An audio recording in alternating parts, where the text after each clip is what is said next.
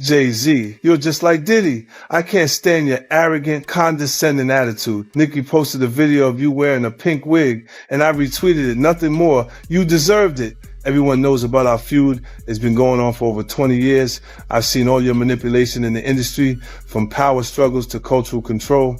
In 2015, when Tidal launched, Nicki helped you build it from nobody to a successful platform, and you immediately pocketed her $7.9 million in royalties. Lil Wayne was qualified for the Super Bowl, but you kicked him out of personal grudges. How is that any different from Diddy forcing his artists to sign unfair contracts? Just because Nicki didn't align with him, he resorts to this kind of suppression. You're truly despicable. What's even more interesting is that right after I showed him and his father's photo in the documentary Sean Combs' The Reckoning, you immediately had your lawyer send me a warning letter saying I overstepped my bounds. When you wrote the lyrics to exonerate Diddy back then, why didn't you think about today? You say the film is malicious slander, but why don't you dare sue me for defamation? Because all the evidence I have is true. I haven't finished reporting the witnesses in my documentary, and I haven't released all the Tidal profit sharing documents. If you know what's good for you, pay back what you owe Nicki with interest. Don't wait until I make Jay-Z Reckoning 2, by which time even Beyonce's PR... Let's get it straight. Nobody's afraid of 50 Cent. I want everyone to be clear. No one's scared of 50 Cent. At that point, his safe presentation, even the glasses, what the glasses represent? Intelligence, right? A nerd, maybe. What are some of the things that come along with you being a nerd? Like, don't hit a guy with fly. He's not identifying with the transition and difference and the perception of Jay-Z. Now he's really safe, and people feel comfortable with him because they know he's not going to do anything inappropriate or try not to. Meanwhile, when he's saying he's not afraid of 50 Cent, why would you have to make that clear when no one's ever asked? For years, the friction between 50 Cent and Jay-Z lingered in hushed conversations far from the spotlight, never fully acknowledged yet impossible to ignore. This documentary strips away speculation and locks the story into history. Both figures climbed to the top as builders of hip-hop influence, driven by opposing mindsets, one explosive and fearless, the other measured and calculated. By re-examining their moments of collision, a deeper question emerges. Who really controls the direction of the culture, the bold agitator or the disciplined tactician? And if true power moves quietly, how much of what we call chance was actually design? Is close, even though Jay lawyer came out and said they're not. Because Jay-Z and Puff was given an assignment, and that was to destroy East Coast rap. And what I mean by that, and I know people gonna be like, yo, Gene is out of his mind and everything like that. Check this out, brother. Is that New York rappers was getting 800 to 1.2 million, or some larger than that, and sign with labels back then. And they was getting a lot of money to make albums and records. When they had guys down south that these labels was paying $250,000, $300,000 on record deals, and these guys was bringing back platinum albums and everything like that. So what they had to do was they had to keep New York rappers down. That's one reason, other than the Irv Gotti that 50 was going through and the poison they was putting in about 50, he had to go elsewhere to California, or with Jay and not with Dre and Eminem to get a deal. They did not want East Coast rappers to get big. They were suppressing all new artists that was coming out of New York. Jay and Diddy was doing that. That's why when I heard your story, because I knew this for a long time, but when I heard Dame Dash that Jay wouldn't sign off on nothing, Jay wouldn't do this and Jay would that, because he couldn't let a Cameron blow up. He couldn't let an East Coast rapper like Beanie Siegel blow up. Because him and Diddy was giving that deal, we gotta keep these East Coast rappers down. Because down south rappers, Cash Money, No Limit, Ludacris and them, They was taking little money and bringing back more money and making more money for them. So the record labels, I wouldn't say they was gonna lose off the E. When physical album sales ruled the game, timing wasn't strategy. It was warfare, and release clashes were deliberate, not coincidental. 50 Cent interprets these overlaps as force, not rivalry, pointing to an ecosystem designed to protect those already in control. If opportunity outweighs ability, the industry stops being a contest of skill and starts looking like an economy of influence. That leaves a sharp final question hanging in the air. Where does relentless ambition stop and calculated obstruction begin? When Jay signed his contract, the big one was with Beyonce. When he signed that contract, the marriage contract, he got trophies. Now those fucking trophies, those fucking trophies came rolling in, buddy. He started getting Grammys left and right, man. I mean, look, if you look at his career, You're gonna let him say that? Jay was getting Grammys. He had one. Exactly. He had one. And he didn't show up. He has like 20 now. Hold on. He had like 18 since he's been down. Look, he had one, bro. Hard Knock Life. Hold on. You're not wrong. At the same time. After that, he got them shits. He's like drinking. His pictures with him like fucking things the cup. Wait a minute. So you're saying the success is derived from the marriage? I've absolutely been treated differently. The accolades. Because from he's the no marriage. longer viewed as what, like a street or gangster rapper. Now he's viewed as a businessman, entrepreneur, family man. And the biggest ones because of the position Beyonce's. Oh, wow. Right? You were connected to the biggest. Jay got it for the music. Jay got it for the music. You didn't see. He deserved those. I was sitting there, it was like this, like Black Excellence. They're sitting there like, yeah. It's the billionaire brunch. You're like, I hate you, man. unaware of anything going on here. This is the one time I'm gonna be with you niggas this year.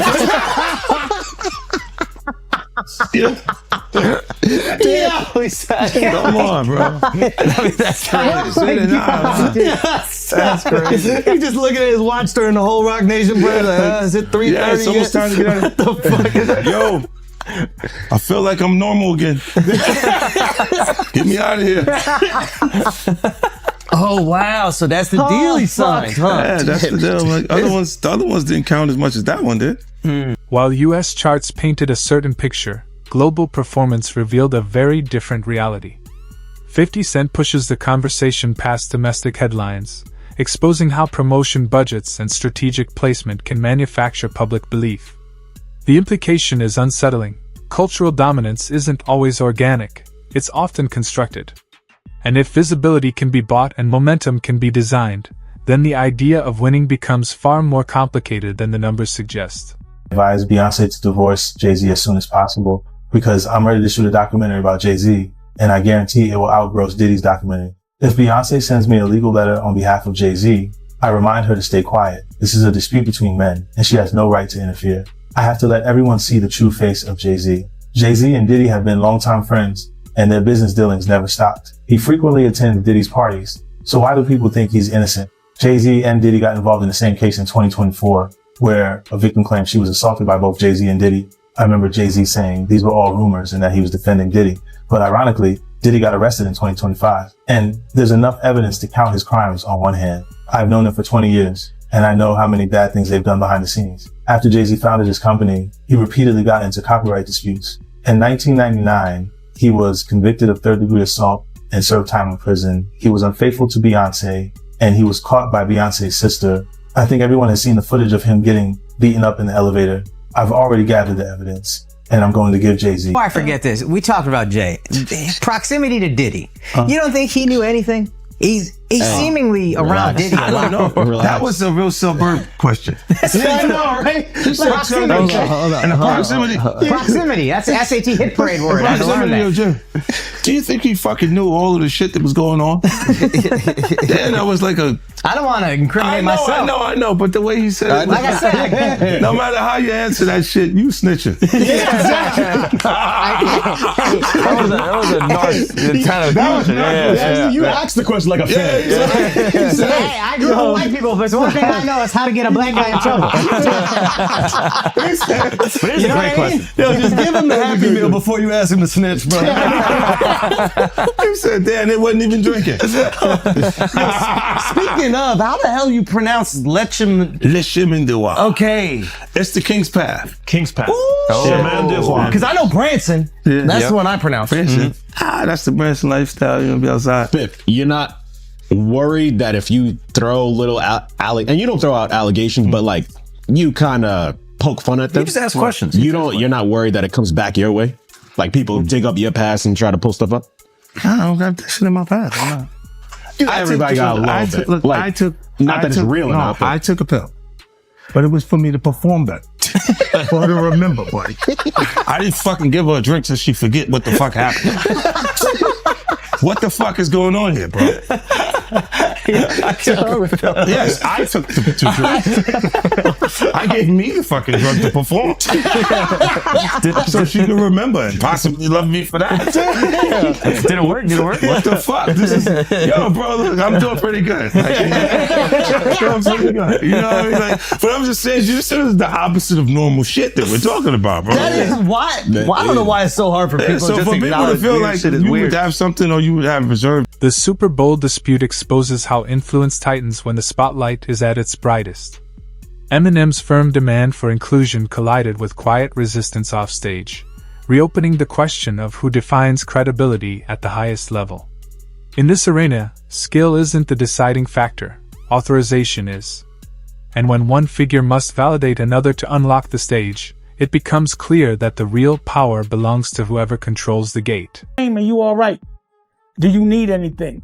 None of the people that have vocalized that another man, and to me, again, that whole conversation's a bit feminine. But if you're going to say some like that, you should have actually done something to help the problem. But I never got the call from Ray saying, do you need anything? And anyone else that I've ever given, paid a bill, paid their rent, paid their college, any dollar, not one person, and I don't want them to, because they know I'm all right. But not one person has called and said, yo, could I send you something to help? But I don't need the help. But if you're going to talk about it, be about it. But to me, that's just a jab when you tell and promote a false narrative and say that I'm in such a bad place that another dude should help me. And that my tail's in between my legs to the extent, because of a lawsuit, that I would actually take that money. I'm a man. I don't want nobody to give me nothing but the opportunity to do what I got to do. And I don't see no opportunity. I don't want to perform for the Super Bowl. I'm not all right with the NFL. I'm still mad it ain't no black owners. We went from kneeling to being happy when we could perform for them. That wasn't what I was about. I was about ownership of our own league and taking pride in that.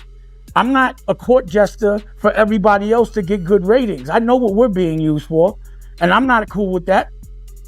So it's a big deal is to jump on a stage for a bunch of white owners? No, that's embarrassing to me. It's a spectacle. They're laughing at us. Like being tatted on the back by another culture is not how I judge my success. Only person that has the audacity to pat me on my back is my family. And they better, I'd be like, you better chill out. I don't want no pats on the back. I don't play that. I'm not in the patty pat club. On no level. I feel you. But speaking of the NFL, I know right now Nicki Minaj, she calling out Jay. And I know Colin Kaepernick's wife, she called out Jay saying that, Jay did her husband wrong. But I don't know. I don't know the backstory behind that, man. But I know it's going, viral right now on social media. But I do want to ask you, how do you feel about the NFL right now in general? It's funny. She's cool. She's cool with my wife, Rocky. Those close to 50 Cent often describe him as accessible and engaged, while Jay-Z is frequently characterized as removed and almost untouchable. That contrast exposes two sharply different leadership styles shaping hip-hop from the inside. One grounded in presence, the other elevated through distance. One builds strength through direct connection, the other through cultivated mystique. Yet in a culture born from real-world struggle and shared experience, the question lingers. Which approach forges loyalty that actually lasts? They do. This is people that are looking on the separation between their hardships or their the things that they got going on that would be issues, and what a celebrity's issues would be. Wait, what does that mean? They think all celebrities are doing the same thing. Yeah. Right. And when you see, if I wasn't saying anything, guess what? You could safely say that a person on the outskirts that is not involved in hip hop culture could think that everybody in hip hop culture is with that shit. So by you, you're good, bro. You're fucking good. Yeah. He's protecting hip hop. Yeah. If you don't speak out and make them the weirdos, then they're gonna think everybody's Every like single that. person is like that involved in hip hop culture. Makes you think, did Jay do it? Shut up. He's in trouble. We live in New York, bro. No. We live here. No, Just free saying. Jay-Z. I'm just saying. Shout out Mufasa. We all gonna go and support. Yo, we can all see. You are crazy. That was the craziest thing. I literally. What's the lady at Rock Nation? I gotta send her that. You don't feel like that happened the same day, bro. The what's the day came out the day before the next day. I was eating Raisin Bran. Okay, I'm eating Raisin Bran. I got my daughter in my arm. I'm scrolling. Right? I see somebody screenshot your shit is Jay and the whole family at the Mufasa Fair. And then the comment is 50 said, Jay said, they said I a 13-year-old. Let's go watch Mufasa. Everybody get dressed. We're going to see Mufasa right now. I just think it was a good look. Like angling yourself as a family man. Yes. But they had to go to the premiere, that bro. was planned already. I'm They had to go to the premiere. And I realized that later, but I'm just saying to you, I haven't seen him in a long time. That's all I'm saying. When I hadn't seen him in a long time, and then I heard this shit, and then I looked and I saw Mufasa, I said, whoa. That's all that fucking happened, bro. You think this is at my phone? This is my phone. This is happening at real time. I'm going, yo. He said, yo. You just gotta say everyone gets these jokes, bro. That's what you gotta say. Yeah, no. Rappers, listen, comedians and rappers, bro. That's why the do thing. people come to my page, bro? That's true. I know what I'm saying. You know what they say? That is true. Well, you don't think you're gonna have me next? Yeah, this is what they say to me, buddy. Well, you're next, buddy. You're fucking, you why? Because you don't got nothing. I don't have it. All right. There's no girls gonna come out. Why you sound skeptical? Because I think there are some women Damn, that are Al. like. No, Yeah, I what's think up there's with some this guy? women that are like. This guy's supposed to be from Queens, bro. Let me cook. Fucked up experience. You take him off the corner one time. No, what I'm saying is I know a couple of exes that fucking throw me under the bus. You should let him have the corner. None of this would have happened if you let him have the corner. Would have been fine. You know, there's some like opportunists. They'll just throw out the fucking. But that's what I'm saying. You had to have something. Look, if you already interacted with the person, right, and you hadn't had a bad experience, it would take more for them to say some of the shit that you see these people say. Right? Like, you go, what made you, even when we part ways, and because a lot of times when we interact with people, they're not just having fun for tonight. They think we're leading into this hardcore relationship that may not materialize. Right? So I see what you're saying, where they can look and go, well, look, you met the girl in 2003. You hung out with her. You had a good time after the show with 30 girls there. You just went and y'all hung out, right? And y'all just part ways. Right? So there's no negative things between it. But she can look up at the TV now, and you've been a success since then. Feel like that's my life. I was supposed to be there. And be upset with you and say something. But will it have any merit to it? If I gotta keep that it real, woman hasn't been you ain't always have the most amicable breakups. Do you remember where I think it's your baby mom's, where it's like she was kind of speaking out, and then all of a sudden the house just got burnt down. Yeah, but you know it happens. Left eye. She burned the house down. This nigga is crazy. No, my God, he goes, wow. So I know how you feel about me now. No. He's going. He's great. So he saw me like the man. I want my block back. He goes, look, I have faith in our justice. I'm a civilian. I believe now. there will be consequences connected to those behaviors and actions that this brother is talking about. Oh my goodness, man. Why is that a part of his thought process today while we're here having a good time? That's a good ass point. Look, you do have people that really look, when you break up with them, they don't care about you anymore. Yeah. So they'll say things and you go, yeah, but it doesn't hold merit. It doesn't have any no real. Yeah, of course. After all these years, and you don't see nothing. Yeah, like the girl just upset with you. She's just angry with you. She got and you go. I thought the smartest thing Jay said in the statement was, if you really believe this happened, then press criminal charges. He said, pull up. But I don't think that was. Tell me. Okay, look. Because of the statute of limitation, there is no criminal. So it's making a statement is to make people feel like. But apparently, if she's under 18, didn't you say it still could be criminal? Yeah. He knows he's fed. He used to be a cop. So you turned him into a cop. He used to sell drugs and then he became a police officer. Did you know that? How to rob. Glorified security. But you know what he would do? When they would arrest G-Unit guys, he would be like, yes. And he was in the court guilty. Every time. Bitch. I was actually the cool one. I'll give you the extra fucking cheese sandwiches and shit like that. I'll be looking out. Take care of the family. Hey, you know, I don't know, man. I think, what's the name? I get confused too. When you look at this shit, it's a lot. It's a lot of confusing information, right? But I think when you do point out that, why didn't you file criminal cases? Because you can't. You can't. It's over 20 years old. This was 2000, bro. No, but I think if it's a minor, when they're saying this is happening, I'm not even 50 Cent yet. Yeah. Oh wow. You see what I'm saying? Like this is that dates that far back. Yeah. So it's like it didn't even take place. Jay-Z's alliance with Beyonce dissolved the boundary between intimacy and calculated growth, turning personal connection into cultural leverage. Detractors claim the pairing enhanced credibility and refined public image, while advocates frame it as a natural progression of two forces aligning. Regardless of interpretation, it underscores a deeper reality. Legacy is engineered with the same precision as sound. And when affection and image become intertwined, it begs the question, can audiences ever truly tell where authenticity ends and strategy begins? Why does it all come to a head now? Why now? Why? Because he's the acceptable monster at this time. Like R. Kelly was the last time I sat on this couch. So who's next? Y'all don't see the lineup? Yeah, we see the lineup. I'm just waiting to see who's next. Jay-Z is setting Diddy up. Why is everyone having such a hard time? He ain't doing different. He lined up D. Haven, stole his life and identity. He lined up Big L, stole his life and identity. He lined up Dame Dash, stole his life, identity, and took his love.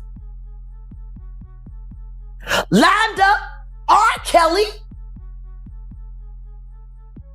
He wants to be the one. Yeah, shout out D. Haven. He actually hit us up, wanted to tell this story. You need to talk to D. Haven. Yeah, we need to talk to him. I told you that last year when I put you on the phone with him. You did. I want you to think about this. Allegedly, Sean Carter is responsible for enacting Hype Williams to put Aaliyah on a faulty plane to move her out the way as punishment for rejecting him, and so he could level up Beyonce, who was struggling. Let's just say allegedly that happened. Now I want you to think about 106th and Park with Mary J. Blige. Free, who is a victim of Sean Carter. Yeah. Mary J. Blige, who is a victim of Sean Combs, are sitting there talking about the death of Aaliyah amongst each other. As past disputes collide with fresh legal challenges, the narrative pivots from control to accountability. The documentary stops short of judgment, yet it firmly interrogates the structures that shield influence. Visibility amplifies success, but it also intensifies examination. And when claims surface years after the spotlight first hit, the real test becomes whether the industry has the courage to face its own reflection without deflection. You knew Jay personally, right? Know him, been around him a couple of times, bro. Been around him a few times, but I didn't know him. You know him as I'm sitting down and I'm breaking bread, eating off, eating a meal around him and shit like that, laughing, talking and joking like that. I've been around Jay-Z, and one time I wanted to knock his head off, because he was being disrespectful, but he didn't know he was being disrespectful because he ain't that type of dude. You understand what I'm saying? What happened? We was in Cancun, and he had a personal assistant from my block named Laura, and he had brought like 3 people to the club. He had brought like 6 people to the club with him, and he was only supposed to get 3 people in. I was running the door at Daddy-O's from Industry Entertainment. They just told me Jay-Z only get 3 people in. You understand? So I'm at the door. I said, yo, Jay, you good? And 3 of your other good, but the other 3 got to pay. So then he said, Laura, handle him. And at that time, the type of dude I was, you couldn't tell no woman to handle me. You understand? When I'm talking to you as a man. So then I said, who you talking to like that? You telling her to handle me? You understand? And then me and him, he didn't say nothing. He just turned to the side. And if he'd have turned back around, he'd have got his head knocked off. But Laura told me, yo, Gene, please, Gene, you're going to make me lose my job. You know what I'm saying? And because, one, she was beautiful. 2, she's from our block. You understand? I wasn't going to do that to her. You understand? So I gathered myself, stepped away from the situation, and then the promoter said Jay can let his people come in. You know what I'm saying? But he was being disrespectful. This is the same dude that Harlem cats used to laugh at and joke at. Even we was out there that time, he came to Cancun and he had a fake Versace shirt on, and they was ripping him. I mean, they was ripping him. I know he's a billionaire Nike or whatever he got. He got $10 million watches and shit like that. But we talking about back then. You understand? We still had those stories from back then. And it's good that a brother can uplift himself. And that's why he's the type of person that he is, because he knew how guys used to treat him. That's why you could see him trying to sun people based on somebody who gets in that type of situation. You understand? This dude had the same cream deli silk shirt that I had. Now, cream deli cream shirts were fake printed Versace shirts. They were nice. You pay $45 for them, but you can't wear that around Harlem cats. You understand what I'm saying? Not if you in the rap industry. At that time, they used to have diamond testers. You understand? They'll roll up on the cat, and if your diamond don't beat, you understand? They'll talk about you. Snatch your chain off or whatever like that. So he had the fake cream deli cream shirt on, and they was roasting him. I think I seen him in a black t-shirt from that point on in Cancun the whole time he was there. Yo, let me just tell you something. When dudes from Harlem got something on you, bro, and they joking you, they at it.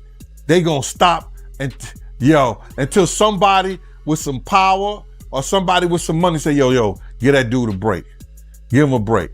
So Dame probably used to let him get him in a little bit, but then when Dame was like, yo, my man, let my man live. Let him live. They probably back up off of them and stuff like that. But they was joking, they was talking and stuff like that. And cause you just don't do that. You don't come to no major event with nothing fake or phony on.